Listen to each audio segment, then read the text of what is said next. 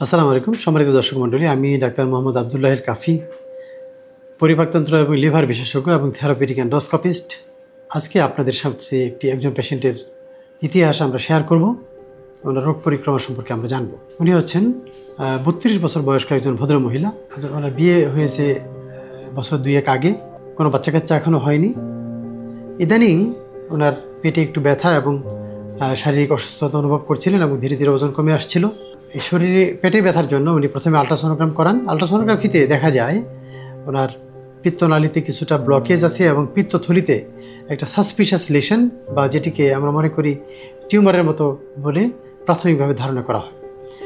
তো পরবর্তীতে যখন এই পিত্তথলি সহ টিউমারটাকে অপসারণ করা হয় অপারেশনের মাধ্যমে এবং পরবর্তীতে বায়োপসির মাধ্যমে জানা যায় এটি একটি পিত্তথলির ক্যান্সার। আমরা বলবো নাকি একটু আনলাকি অথবা কিছুটা দুর্ভাগ্যজনক বলবো আমরা।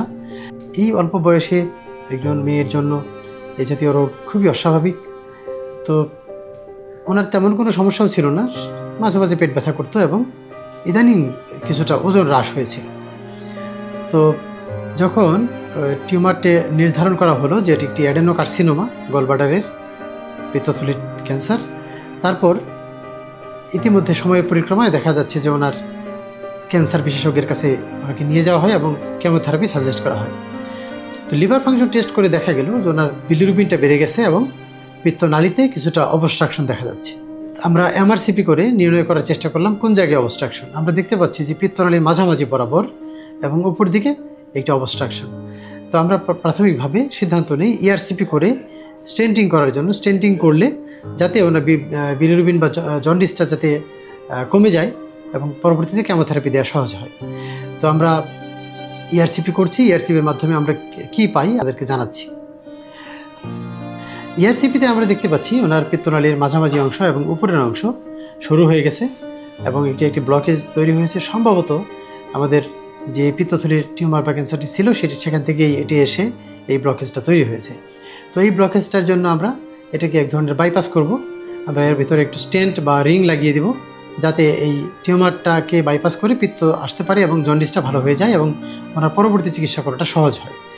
তো আমরা ইআরসিপির মাধ্যমে ওনাকে দুটো ডাক্টে দুই ধরনের স্টেন্ট আমরা ভিতরে প্রবেশ করালাম। একটিতে প্লাস্টিক স্ট্যান্ড, একটি মেটালিক স্ট্যান্ড। এর মাধ্যমে ওনার জন্ডিস পুরোপুরি আশা করি কমে যাবে এবং কেমোথেরাপির মাধ্যমে ওনার চিকিৎসা সম্পন্ন করার সহজ হবে।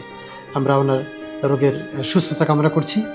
আমরা আশা করি আমাদের এই তথ্যের মাধ্যমে যাদের পিত্তথলিতে সমস্যা থাকে অথবা পেটে ব্যথা হয়, অনেক সময় আল্ট্রাসাউন্ড সহ অন্যান্য বিভিন্ন টেস্ট করিয়ে আমরা আগেই যাতে রোগটা নির্ণয় করতে পারি, সেজন্য সচেতন থাকার জন্য সবাইকে আহ্বান জানাচ্ছি। ধন্যবাদ সবাইকে।